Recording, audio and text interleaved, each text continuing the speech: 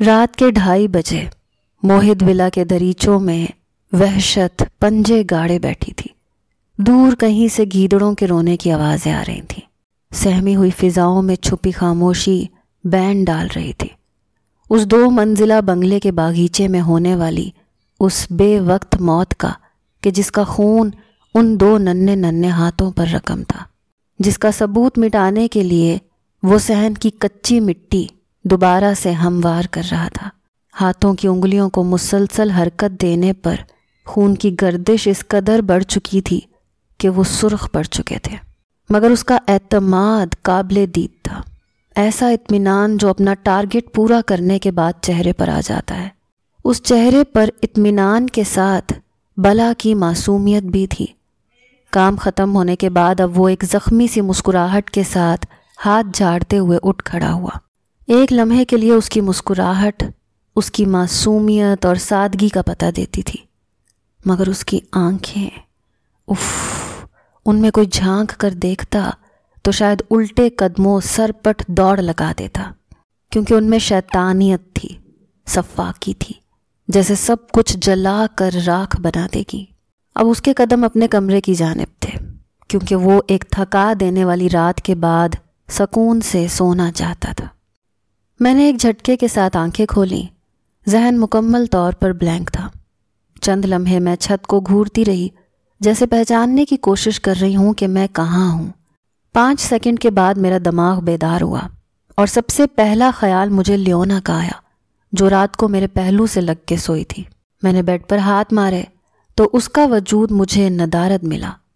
Table lamp پر ہاتھ مارا تو کمرے میں مدھم روشنی پھیل گئی، مگر لیونا وہاں نہیں تھی۔ ایک دم سے میں گھبرا کر اٹھی۔ ٹھنڈے فرش پر پیر رکھتے ہی پوری ٹھنڈ میرے اندر تک اتر گئی۔ مجھے جھرجھری سی آئی، مگر پرواہ کیے بغیر میں نے سوئچ بورڈ پر ہاتھ رکھا۔ پورا کمرہ روشن ہو گیا اور اس کے ساتھ ہی بے چینی کی لہر میرے اندر سرایت کر گئی، کیونکہ لیونا کہیں نہیں تھی۔ اتنی ٹھنڈ میں وہ کہاں جا سکتی تھی؟ اگر اسے کچھ چاہیے ہوتا تو مجھے جگا دیتی۔ میں تشویش کے عالم میں اسے پکارتی لاؤنج میں آ گئی۔ پورا گھر خاموش تھا، فضا میں عجیب سی ویرانی تھی۔ میں نے سارے کمروں میں دیکھا، کچن میں، باہر صحن میں، مگر وہ کہیں نہ تھی۔ اب میری آواز میں کپکپاہٹ تھی، مگر میں اسے پکارے جا رہی تھی۔ لیونا، لیونا میری بچی، تم کہاں چلی گئی؟ عمر گھر پر نہیں تھے۔ وہ ایک بزنس میٹنگ کے سلسلے میں ملک سے باہر تھے، اس لیے میں، لیونا اور موہد کے ساتھ گھر پر تنہا تھی۔ میں ہر جگہ لیونا کو تلاش کرنے لگی، مگر وہ کہیں نہ ملی۔ میں نڈھال سی لاؤنج میں صوفے پر ڈھہ سی گئی۔ سمجھ نہیں آ رہا تھا کہ کیا کروں۔ اس نے کبھی میری اجازت کے بغیر باہر قدم تک نہیں رکھا تھا۔ جب سے میں یہاں بیاہ کر آئی تھی، اس کے بعد سے تو میں اور لیونا مزید محتاط ہو گئے تھے، کیونکہ موہد کے موڈ کا کچھ پتہ نہیں چلتا تھا۔ وہ ہم دونوں کو زچ کرنے کا کوئی موقع نہیں چھوڑتا تھا۔ اس کے لیے میں انچاہی تھی اور مجھ سے منسلک ہر چیز سے اسے نفرت تھی۔ اچانک ہی میرے کانوں میں گھنٹی کی آواز سنائی دی۔ میں ایک دم سے چونک کر اٹھی، لیونا کو پھر سے پکارنے لگی۔ وہ یہیں کہیں موجود تھی، کیونکہ گھنٹی کی آواز میرے قریب سے ہی آ رہی تھی۔ میں جلدی سے اٹھی اور آواز کے تعاقب میں چلنے لگی۔ وہ آواز موہد کے کمرے میں سے آ رہی تھی۔ او خدا، لیونا وہاں تھی، مگر کیوں؟ کیا موہد اسے لے کر گیا تھا؟ میں بجلی کی تیزی سے دوڑ کر گئی۔ جب دروازہ کھولا تو سامنے کا منظر دیکھ کر میرے رونگٹے کھڑے ہو گئے، کیونکہ موہد اپنے گلے میں گھنٹی ڈالے کمرے میں گول گول چکر کاٹ رہا تھا اور ساتھ ساتھ ہنستا جا رہا تھا۔ میرا سر چکرانے لگا۔ میں اس کے پاس گئی، زور سے اسے بازو سے دبوچا۔ وہ ایک دم ٹھہر گیا، مگر اس کی آنکھوں میں ایسی شیطانیت تھی کہ میں وہیں پر ساکت رہ گئی۔ ایسا نہیں ہو سکتا، وہ اتنا ظالم تو نہیں ہو سکتا۔ ضرور مجھے تنگ کرنے کے لیے اس نے لیونا کو کہیں چھپا دیا ہوگا۔ میں نے کپکپاتی آواز میں کہا، موہد بیٹا، لیونا کہاں ہے؟ اس نے میری بات سنی اور اپنی آنکھیں بند کر کے اپنے دونوں ہاتھ اپنے سامنے جوڑ دیے، جیسے کوئی پرارتھنا کرنے کے لیے اپنے ہاتھ جوڑ دیتا ہے۔ وہ منہ میں کچھ بڑبڑایا، آنکھیں کھولیں اور کمال معصومیت سے کہا، لیونا اب سکون میں ہے، آپ پریشان مت ہو ماما، دیکھیں میں نے اس کے لیے دعا بھی مانگ لی ہے، آپ بھی مانگ لیں کہ وہ جہاں بھی گئی ہے بہت خوش رہے۔ یہ کہہ کر وہ پھر سے کمرے میں چکر کاٹنے لگا۔ اس نے لیونا کی گھنٹی اپنے گلے میں لٹکا رہی تھی۔ اس کی آواز اب میرے دماغ پر ہتھوڑے برسا رہی تھی۔ میرا بس نہیں چل رہا تھا کہ میں اپنے سامنے کھڑے اس 10 سال کے بچے کو آگ لگا دوں، کیونکہ اس کا رویہ چیخ چیخ کر کہہ رہا تھا کہ لیونا کو اس نے مار ڈالا تھا۔ مگر اس کی اگلی بات نے مجھے جھنجھوڑ کر رکھ دیا۔ وہ کہنے لگا، ماما لیونا بہت اچھی پیٹ تھی، اس نے تو اپنی ہی قبر کھودنے میں میری ہیلپ کی تھی، اور جب میں نے اس سے کہا کہ لیونا اس میں آرام سے لیٹ جاؤ، یہ میرا حکم ہے، تو تھوڑی سی بدتمیزی دکھانے لگی، آپ کے کمرے کی جانب بھاگنے لگی۔ مگر میں نے اسے پیچھے سے پکڑ کر اپنے ہاتھوں سے وہاں لٹایا اور اوپر سے مٹی ڈال دی۔ اف، لیونا کی بے بسی نے مجھے اتنا سکون دیا میں آپ کو بتا نہیں سکتا۔ مگر میں جانتا تھا وہ بہت جلد ہمیشہ کے لیے شانت ہو جائے گی، اور وہ ہو بھی گئی۔ اب آپ پریشان مت ہو ماما، وہ بالکل سکون میں ہے۔ اس کی ساری تڑپ بس چند لمحوں میں دم توڑ گئی تھی۔ وہ اتنی معصومیت سے اپنی صفاکیت کا تذکرہ کر رہا تھا کہ مجھے اپنا سانس رکتا ہوا محسوس ہونے لگا۔ تو کیا اس نے لیونا کو زندہ درگور کر دیا تھا؟ اوہ میرے خدا، کیا اس بچے میں کوئی شیطان مقید ہے؟ کیا اس کے دل میں ذرا سا بھی رحم نہیں آیا؟ اتنا چھوٹا بچہ اتنا ظالم کیسے ہو سکتا ہے؟ میں اس کی کارگزاری سن کر اس کے منہ پر تھپڑ بھی نہیں مار سکتی تھی۔ تھپڑ اس اذیت کا ازالہ نہیں تھا جو میرے وجود میں سرایت کر گئی تھی، اور یہ اذیت، یہ تکلیف نئی تو نہیں تھی۔ جب سے میں عمر کے ساتھ اس گھر میں بیاہ کر آئی تھی، تب سے ہی یہ چھٹانک بھر کا بچہ میرے پیچھے پڑ گیا تھا۔ دیکھنے میں تو وہ معصوم بے ضرر سا لگتا تھا۔ اس کے چہرے پر ویسی ہی معصومیت تھی جو 10 سال کی عمر کے بچے میں ہوتی ہے، مگر اس کی آنکھیں بہت پراسرار تھیں۔ میں جب بھی ان میں دیکھتی تھی اندر تک کانپ جاتی تھی، اور یہ آنکھیں تب تو اور بھی زیادہ سحر انگیز ہو جاتی تھیں جب وہ میرا کوئی بہت بڑا نقصان کر دیتا تھا۔ جب میری نئی شادی ہوئی تو میں اپنے میکے میں سے ایک بہت پیارا سا طوطا اور بلی ساتھ لائی تھی۔ مجھے بچپن سے ہی پیٹس رکھنے کا جنون تھا، جس کی تکمیل اکثر ہی میری دوست شازمہ کر دیا کرتی تھی جو آسٹریلیا میں رہتی تھی۔ اسی نے مجھے لیونا گفٹ کی تھی، اور ٹونی جو کہ میرا طوطا تھا وہ میری شادی کا تحفہ تھا جو مجھے اسی کی طرف سے ملا تھا۔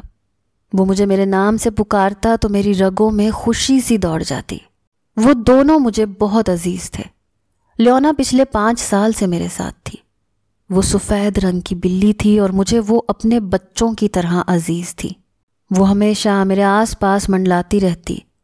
مجھے موہد کے اندر کی صفاکیت کا اندازہ تب نہیں تھا، کیونکہ شروع کے دنوں میں وہ لیونا کے ساتھ کھیلتا تھا اور مجھے اچھا لگتا تھا۔ وہ بھی اس کے ساتھ مانوس ہو گئی تھی، مگر ٹونی کے ساتھ کیے جانے والے سلوک کے بعد لیونا موہد سے ڈر کر رہتی تھی۔ ایک بار موہد نے ضد کی کہ اسے ٹونی کو ہاتھ میں پکڑ کر اس کے ساتھ کھیلنا ہے۔ میں نے بھی انکار نہیں کیا، کیونکہ تب میں اس کے اندر چھپے شیطان سے قطعاً واقف نہ تھی۔ میں اسے اپنا طوطا پکڑا کر کچن میں چلی گئی۔ کچھ ہی دیر بعد لیونا بھاگتی ہوئی میرے پاس آئی، میرے دوپٹے سے پکڑ کر مجھے کھینچنے لگی جیسے مجھے اپنے ساتھ باہر کی طرف بلا رہی ہو۔ میں اس کے پیچھے چل پڑی۔ لاؤنج میں جو منظر میں نے دیکھا، مجھے اپنی آنکھوں پر یقین نہیں آیا۔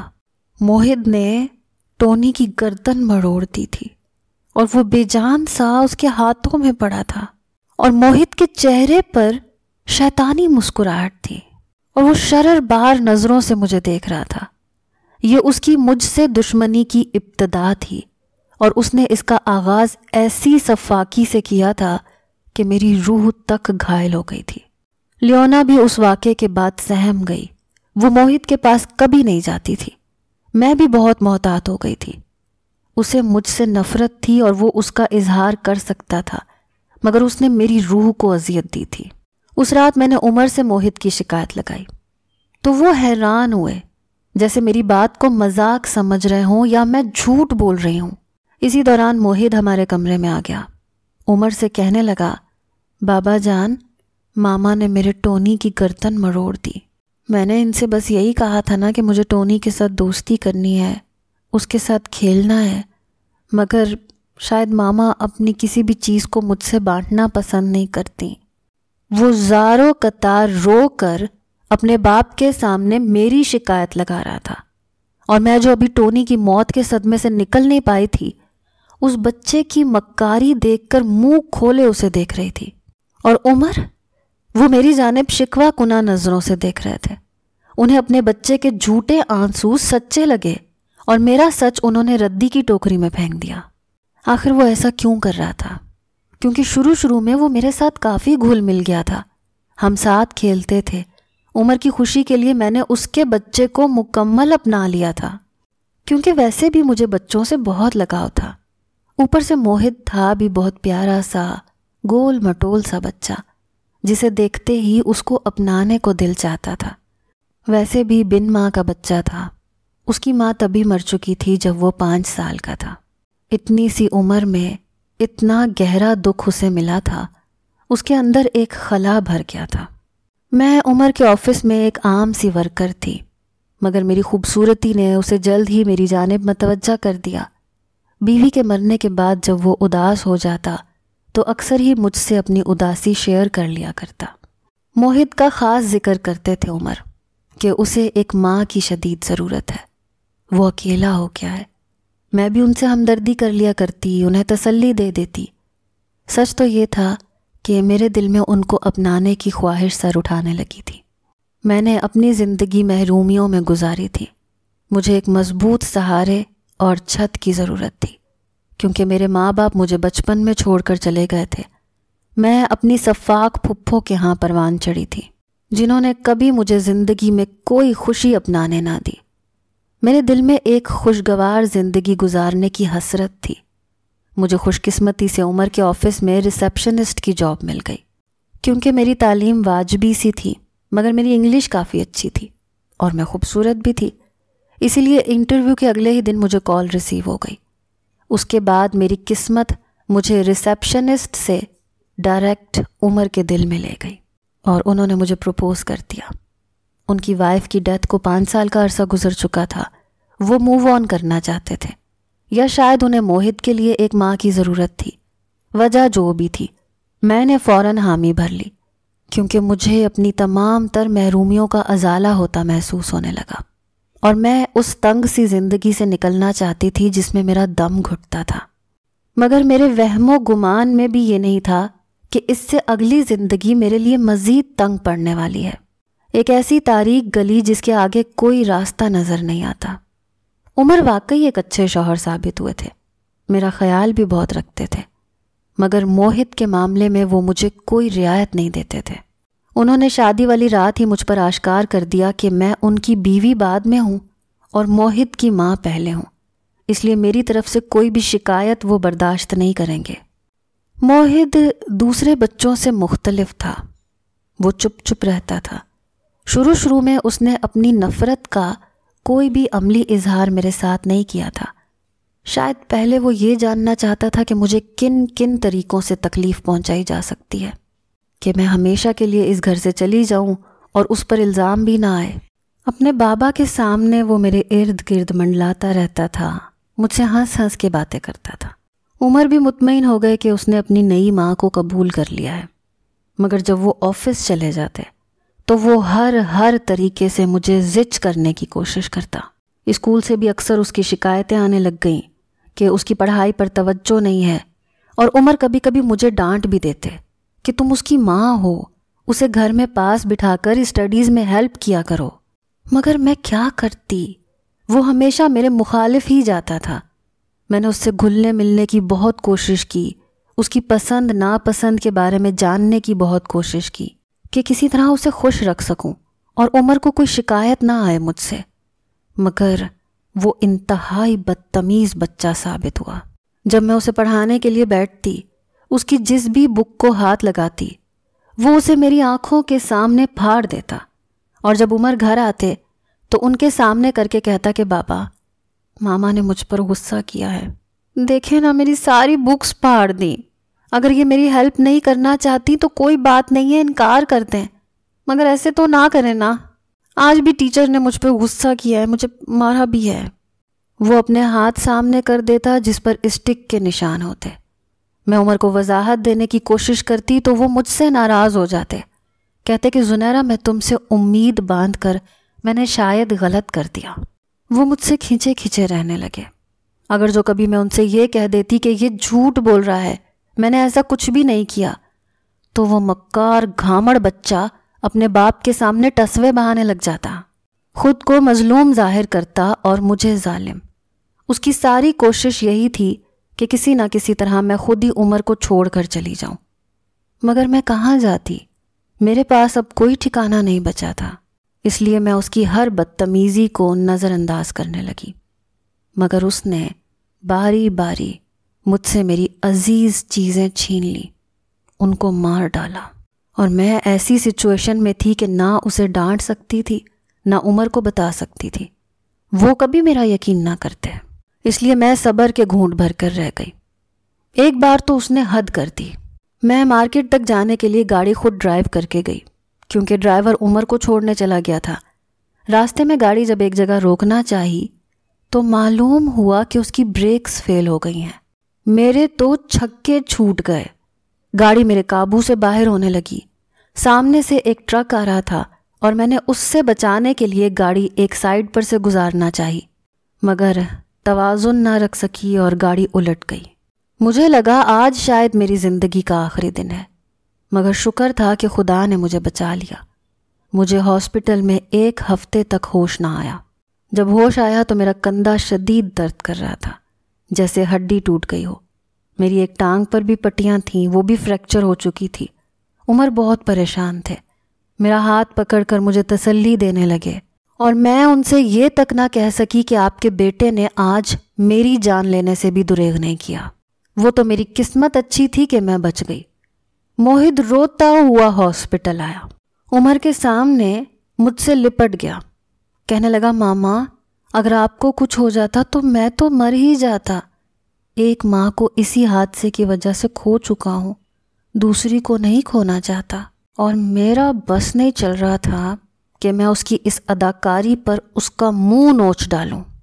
جب عمر میڈیسن لینے کمرے سے باہر گئے تو اس نے ایک دم سے اپنے تیور بدلے، زور سے مجھے پیچھے دھکیلا اور وہی شیطانی مسکراہٹ چہرے پر سجا کر کہنے لگا ماما آج تو آپ بچ گئی، مگر ہر بار قسمت اتنی اچھی نہیں ہوتی، اگلی بار دوسری سانس لینے کی بھی مہلت نہیں دوں گا۔ اس کا لہجہ ایسا حتمی تھا کہ مجھے اس سے خوف محسوس ہونے لگا۔ مجھ پر کپ کپی سی طاری ہو گئی، میری آنکھوں سے آنسو روا ہو گئے۔ میں نے کہا موہد تم مجھ سے اتنی نفرت کیوں کرتے ہو بیٹا؟ میں نے تمہارا کیا بگاڑا ہے؟ وہ نفرت سے مجھے دیکھنے لگا۔ کہا تم نے میری ماں کو مجھ سے چھینا ہے، ان کی جگہ لی ہے، میں تمہیں تڑپا تڑپا کر ماروں گا۔ اور اس کی یہ بات سن کر مجھے لگا کہ شاید میں کبھی اٹھ نہیں پاؤں گی۔ تو کیا اسے سب یاد تھا؟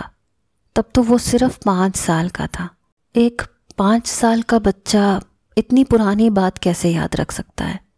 مجھے اپنا آپ کسی کھائی میں گرتا ہوا محسوس ہو رہا تھا۔ اس دن میں کافی زیادہ پرجوش تھی کیونکہ میری دوست پاکستان مجھ سے ملنے آئی تھی۔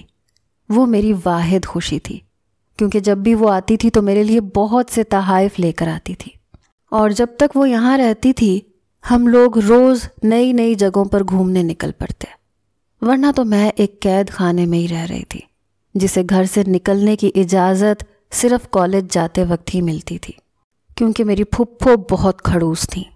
مگر شازمہ جب بھی مجھ سے ملنے میرے گھر آتی تو پھپھو کے لیے بہت سے تحائف لے کر آتی، اس لیے وہ بنا روک ٹوک مجھے اس کے ساتھ باہر جانے دیتی۔ آج بھی ہم دونوں باہر نکلی ہوئی تھیں۔ وہ میرے لیے ایک بہت خوبصورت سی سفید رنگ کی بلی لائی تھی، جسے دیکھتے ہی میں اس کی دیوانی ہو گئی تھی۔ میں نے اس کا نام لیونا رکھا تھا۔ ہم لیونا کو باہر گھمانے لے کر آئے۔ اسلام آباد کی سڑکیں بارش کے بعد نہائی ہوئی تھیں، ٹھنڈی ہوا چل رہی تھی۔ ہم ایک سڑک کنارے چلتے جا رہے تھے۔ لیونا ایک باسکٹ میں ہمارے ساتھ تھی۔ اچانک وہ باسکٹ میں سے باہر چھلانگ لگا کر نکلی، کیونکہ اس نے سڑک کے دوسری جانب ایک چوہا دیکھ لیا تھا۔ وہ بھاگتی ہوئی سڑک کراس کرنے لگی شازمہ اس کے پیچھے تیزی سے لپکی۔ جب وہ اسے اٹھانے کے لیے سڑک کے درمیان میں نیچے جھکی تو اچانک ایک گاڑی تیزی سے ان کی جانب آ رہی تھی۔ میں تو ایک طرف کھڑی سانس روکے یہ منظر دیکھ رہی تھی۔ اس سے پہلے کہ گاڑی ان دونوں کو کچل کر آگے بڑھ جاتی، وہ گاڑی ان کے بالکل پہلو سے گزری۔ اس کے ٹائر تیز رفتاری کی وجہ سے چرمرائے اور گاڑی ایک طرف کو الٹ گئی۔ شاید ڈرائیور شازمہ اور لیونا کو بچانے کے چکر میں خود کو خطرے میں ڈال چکا تھا۔ ہم دونوں بھاگتی ہوئی گاڑی تک گئیں۔ جب گاڑی کے اندر کا منظر دیکھا تو ہماری سانس رک گئی، کیونکہ گاڑی کے اندر ایک عورت اور ایک بچہ تھا۔ گاڑی بالکل الٹ گئی تھی۔ عورت کے سر سے خون کا فوارہ نکل رہا تھا۔ اس کا اشارہ سیٹ کی دوسری جانب تھا۔ شاید وہ کہنا چاہتی تھی کہ اس کے بچے کو بچا لیں۔ میں فوراً سے دوسری جانب گئی۔ وہ بچہ زندہ تھا۔ وہ پھٹی پھٹی نظروں سے مجھے دیکھ رہا تھا۔ میری آنکھوں سے آنسو رواں تھے، ہاتھ کپ کپا رہے تھے۔ میں نے بمشکل دروازہ کھولا اور بچے کو باہر نکالا، مگر تب تک وہ بے ہوش ہو چکا تھا۔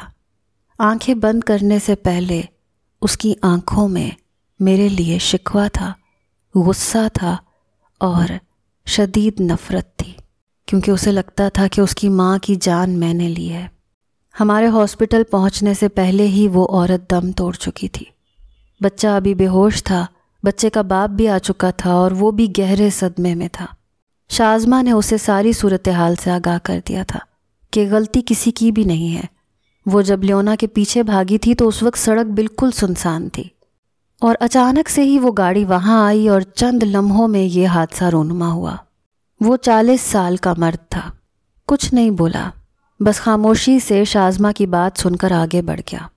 شاید اس نے بھی قسمت کا لکھا سمجھ کر قبول کر لیا تھا، کیونکہ ایسے حادثوں میں قصوروار صرف قسمت ہی ہوتی ہے۔ میں اس آدمی کے سامنے نہیں گئی تھی۔ میں ایک طرف کونے میں بیٹھی کانپ رہی تھی۔ یہ صدمہ میرے لیے بہت بڑا تھا۔ مجھے بار بار اس بچے کا خیال آ رہا تھا۔ وہ بہت چھوٹا معصوم سا بچہ تھا جس سے اس کی ماں چھن چکی تھی۔ ہم وہاں سے واپس آ گئے اور اس واقعے کو اپنے ذہن سے نکالنے کی کوشش کرنے لگے، مگر اگلے سال جب میں آفس میں جاب کے لیے گئی تو اس کے مالک کو دیکھ کر وہ سارا منظر پھر سے میری نظروں کے سامنے تازہ ہو گیا۔ وہ کوئی اور نہیں بلکہ وہی آدمی تھا جو 1 سال پہلے ٹوٹی بکھری حالت میں مجھے ملا تھا۔ وہ مجھے نہیں جانتا تھا، اس لیے میں نے اسے بتانا ضروری نہیں سمجھا۔ جب مجھے وہاں جاب کرتے ہوئے 2 سال ہو گئے تو وہ کافی حد تک مجھ سے فری ہو چکے تھے۔ کبھی کبھی اپنا غم ہلکا کرنے کے لیے میرا سہارا لے لیتے تھے۔ موہد اس دوران مجھے نظر نہیں آیا تھا، مگر میں اس کے متعلق پوچھتی رہتی تھی۔ وہ کہتے تھے کہ موہد بہت اکیلا ہے، چپ چپ سا رہتا ہے۔ میرے دل کو کچھ ہونے لگتا تھا اس کی اداسی کے بارے میں جان کر۔ پھر ایک دن انہوں نے مجھے پروپوز کر دیا۔ میں بالکل دنگ رہ گئی۔ شاید اندر سے میں بھی یہی چاہتی تھی، مگر خود کہنے سے ڈر لگتا تھا۔ جب عمر نے خود ہی پہل کر دی تو میں نے بھی حامی بھر لی۔ شادی کے بعد میں ان کے گھر رخصت ہو کر آئی تو سوچا تھا کہ اب میری تمام تر محرومیوں کا ازالہ ہو گیا۔ میں موہد کو بھی ایک ماں کا پیار دینا چاہتی تھی، مگر پہلے پہل تو وہ مجھ سے دور کسی سہمی ہوئی چڑیا کی طرح مجھے دیکھتا۔ اس کی شکل و صورت میں کافی بدلاؤ آ گیا تھا، قد بھی کافی لمبا تھا۔ 1 ماہ تو گھر میں سکون سے گزر گیا، مگر اس کے بعد اس کی شرارتوں کا سلسلہ ایسا چلا کہ اس نے لیونا اور ٹونی کو بے دردی سے مار ڈالا۔ اس نے میری جان لینے کی بھی کوشش کی۔ مجھے اس پر شدید غصہ تھا۔ میرا بس نہیں چل رہا تھا کہ اس کے ساتھ کیا کر ڈالوں، مگر جو انکشاف اس نے مجھ پر کیا تھا وہ سن کر تو میں اپنی جگہ سے ہل نہ سکی۔ مجھے اس کے ہر برے رویے کی سمجھ آنے لگی۔ اس کا میری لیونا کو اتنی بے دردی سے مارنا، میری جان لینے کی کوشش کرنا، سب سمجھ میں آ گیا، کیونکہ 5 سال پہلے والا واقعہ اس کے ذہن میں بالکل تازہ تھا۔ وہ نہ تو لیونا کو بھولا تھا، نہ ہی وہ میری شکل بھولا تھا، حالانکہ میں اس سب میں بالکل بے قصور تھی، اور قصور تو شاید کسی کا بھی نہیں تھا۔ مگر وہ بچہ جس کی ماں اس کے سامنے دم توڑ گئی اور جس کی وجہ شاید میں ہی تھی، وہ کسی صورت معاف کرنے پر تیار نہ تھا۔ میں بے دم سی بستر پر پڑی تھی، یوں جیسے وہ سارا منظر پھر سے میری آنکھوں کے سامنے رینگنے لگا، جس سے میں پیچھا چھڑوانا چاہتی تھی۔ میری آنکھوں سے بے اختیار آنسو روا تھے۔ عمر جب کمرے میں آئے مجھے روتا ہوا دیکھا تو پریشان ہو گئے، تسلی دینے لگے کہ تمہیں کچھ نہیں ہوگا۔ میں نے ان کے سامنے ہاتھ جوڑ دیے، زاروں قطار رونے لگی۔ وہ ایک دم حیران رہ گئے، کہنے لگے معافی کیوں مانگ رہی ہو؟ میں نے وہ ساری تفصیل ان کو سنا دی کہ کس طرح سے یہ حادثہ ہوا اور قصور کس کا تھا، اور یہ بھی بتا دیا کہ موہت کو وہ بات نہیں بھولی، اس لیے اس کے اندر انتقام کی آگ جل رہی ہے۔ وہ بالکل خاموش نظروں سے مجھے دیکھ رہے تھے۔ پھر انہوں نے آہستہ سے میرا ہاتھ اپنے ہاتھوں میں لیا، کہنے لگے آئی ایم سوری زنیرہ، جو کچھ بھی موہت نے تمہارے ساتھ کیا اس پر میں معذرت کرتا ہوں۔ رہی بات اس حادثے کی تو وہ تمہاری دوست پہلے ہی وضاحت کر چکی تھی، اور اس سب میں تم بالکل بھی قصوروار نہیں ہو۔ میں موہت کو سمجھاؤں گا، تم پریشان مت ہو پلیز۔ میری آنکھوں سے بھی آنسو جاری تھے، سمجھ نہیں آ رہا تھا کہ موہت کی غلط فہمی کو کیسے دور کروں۔ میں 1 ہفتے بعد ڈسچارج ہو کر گھر واپس آئی تو موہت نے مجھے بالکل بھی ویلکم نہیں کیا۔ وہ اپنے کمرے میں ہی بیٹھا رہا۔ میری ٹانگ چونکہ فریکچر تھی اس لیے میں زیادہ چل پھر نہیں سکتی تھی، اکثر ہی میں اپنے کمرے میں ہی لیٹی رہتی تھی۔ عمر میرا پہلے سے زیادہ خیال رکھنے لگے تھے، مگر موہت نے ایک بار بھی مجھے آ کر نہیں پوچھا تھا کہ میں کیسی ہوں۔ مجھے اب اس سے کوئی شکوہ بھی نہیں تھا، کیونکہ جو غلط فہمی اس کے ذہن میں بیٹھ چکی تھی اسے دور کرنا اتنا آسان نہیں تھا۔ لیکن چونکہ عمر نے مجھ سے وعدہ کیا تھا کہ وہ موہت کو سمجھائیں گے، اس لیے میں مطمئن تھی۔ تقریباً 1 مہینہ میں بستر پر پڑی رہی، بس ہلکی ہلکی واک کے لیے اٹھتی تھی۔ اس دوران شازمہ بھی میرے گھر آ گئی۔ میں اسے دیکھ کر بہت زیادہ خوش بھی تھی اور حیران بھی۔ اس نے میری حالت دیکھی تو افسوس سے کہا کہ تم نے مجھے بتانا بھی ضروری نہیں سمجھا۔ میں نے کہا کہ اب تو میں ٹھیک ہو گئی ہوں۔ اس بار وہ میرے لیے ایک سفید رنگ کا پپی لائی تھی۔ میں نے کہا اسے تم اپنے ساتھ لے جاؤ۔ میں لیونا کا بھی ٹھیک سے خیال نہیں رکھ سکی۔ میں نہیں چاہتی کہ اس پپی کا بھی حال وہی ہو جو لیونا اور ٹونی کا ہو چکا ہے۔ اس نے لیونا کے بارے میں پوچھا تو میں نے کہا کہ وہ مر چکی ہے، لیکن میں نے موہت کا نام نہیں لیا۔ میں نہیں چاہتی تھی کہ وہ موہت کے بارے میں کچھ ایسا سوچے، مگر میں نے شازمہ کو اس حادثے کے بارے میں بتا دیا کہ موہت کو سب کچھ یاد ہے اور وہ مجھے پسند نہیں کرتا۔ یہ سن کر وہ موہت کے کمرے میں چلی گئی۔ اس کے ہاتھ میں وہ پپی بھی تھا، وہ اسے بھی اپنے ساتھ ہی کمرے میں لے گئی۔ میں بے چینی سے پہلو بدلتی رہی کہ نہ جانے وہ موہت سے کیا کہتی ہے۔ تھوڑی دیر کے بعد موہت اور شازمہ میرے کمرے میں آئے۔ اب وہ پپی موہت کی گود میں تھا اور وہ اس کو پیار سے سہلا رہا تھا۔ اس کی آنکھیں مجھ پر گڑی تھیں، لیکن آج اس کی آنکھوں میں میرے لیے نفرت نہیں تھی بلکہ بے یقینی تھی۔ میں صرف اس کی آنکھوں میں دیکھ رہی تھی اور ڈر رہی تھی کہ کہیں وہ شازمہ کے سامنے مجھے برا بھلا نہ کہے اور پپی کو کوئی نقصان نہ پہنچا دے۔ لیکن وہ بیڈ کے قریب میرے پاس بیٹھا، میرے ہاتھ پکڑ لیے اور اپنی آنکھوں پر لگا لیے۔ میں اس کی اس حرکت پر حیران پریشان، کبھی اسے دیکھتی کبھی شازمہ کو دیکھتی۔ وہ میری جانب دیکھ کر مسکرانے لگی، کہا کہ موہت تم تو بہت ہی پیارے بچے ہو، دیکھو میں تمہارے لیے آسٹریلیا سے پپی لائی ہوں، تم اسے ہر وقت اپنے پاس رکھنا کیونکہ یہ چھوٹے بچوں سے بہت جلدی دوستی کر لیتا ہے۔ اس نے شازمہ کی طرف دیکھا، کہا تھینک یو آنٹی، یہ بہت پیارا ہے، میں اس کا بہت خیال رکھوں گا، اور ماما کا بھی۔ آج اس کے لہجے میں نہ نفرت تھی نہ کوئی طنز تھا۔ میں اس اچانک تبدیلی پر حیران ہو گئی۔ آخر اتنے سال کی نفرت ایک دم سے ہمدردی میں کیسے بدل سکتی ہے؟ شازمہ کے جانے کے بعد موہت کچھ دیر میرے پاس بیٹھا رہا، پھر اس نے اپنے پپی کو میری گود میں ڈال دیا۔ کہنے لگا آئی ایم سوری مما، میں نے آپ کے ساتھ بہت غلط کیا ہے، میں بہت دنوں سے آپ سے معافی مانگنا چاہتا تھا مگر ہمت نہیں ہو پا رہی تھی۔ پاپا نے مجھے بتا دیا ہے کہ اس دن ماما بابا سے ناراض ہو کر مجھے اپنے ساتھ غصے کی حالت میں گھر سے لے کر نکلی تھیں۔ ماما کو گاڑی ٹھیک سے ڈرائیو کرنا نہیں آتی تھی، وہ ہمیشہ ڈرائیور کے ساتھ ہی جاتی تھیں، مگر اس دن انہوں نے خود ہی گاڑی چلائی، اس لیے یہ حادثہ ہوا، اور قصور آپ کا یا لیونا کا نہیں تھا بلکہ ماما کی ریش ڈرائیونگ کی وجہ سے انہوں نے میری جان بھی خطرے میں ڈال دی تھی اور اپنی جان بھی گنوا بیٹھی۔ میں آپ کو ابھی تک ایسے ہی الزام دیتا رہا، نفرت کی آگ میں جلتا رہا۔ ہو سکے تو مجھے معاف کر دیں پلیز، مگر میں آپ کو کھونا نہیں چاہتا، نہ میں آپ سے دور جانا چاہتا ہوں۔ یہ کہہ کر وہ مجھ سے لپٹ کر رونے لگا، اور مجھے عمر کی خاموشی اب سمجھ میں آ رہی تھی کہ انہوں نے تب کوئی پولیس کارروائی کیوں نہیں کی تھی، اور صرف زنیرہ کی وضاحت پر خاموش کیوں ہو گئے تھے، کیونکہ وہ جانتے تھے کہ اصل غلطی پر کون تھا۔ میں موہت کا سر گود میں رکھے اسے پیار کرنے لگی۔ میں اسے بہت پہلے معاف کر چکی تھی۔ وہ ایک معصوم بچہ تھا جو اپنی ماں کی موت کا بدلہ لینے کے لیے غلط اور درست کی پہچان بھول گیا تھا، مگر جب اس کی غلط فہمی دور ہو گئی تو اس کا دل بھی میری محبت کو قبول کرنے پر آمادہ ہو گیا۔